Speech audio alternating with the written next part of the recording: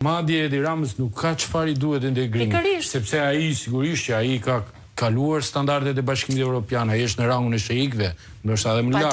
Patjetër. Por dhe nuk i duhet atij. Antarësimi i Bashkimit Evropian është për qytetarët shqiptar që të kenë standardet e jetesës të Bashkimit Evropian, që të kenë standardet e lirisë të Bashkimit Evropian, që të kenë standardet demokratike të Bashkimit Evropian, që të marrin shërbime publike si qytetarët e Bashkimit Evropian e kështu me radhë. Dhe pse është e rrezikshme e gjitha kjo që ka ndodhur? Është e rrezikshme edhe për një fakt tjetër. Ishte krijuar një klim pozitive për procesin e antarësimit dhe procesin e zgjerimit të Bashkimit Evropian. Për një ser faktorësh geopolitik, rrethanash, konjunkturash e tjerë.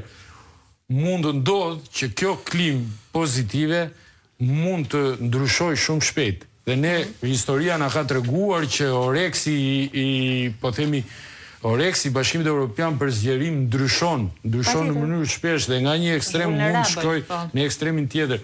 Dhe imagjino çfarë ndodh që nëse ti trenin tani që e ke mundësinë dhe më pas klima për zgjerimin nuk është pozitive, do duhet të presësh vite dhe dekada të vi radha sërish që të mund të antarësosh në Bashkimin Evropian.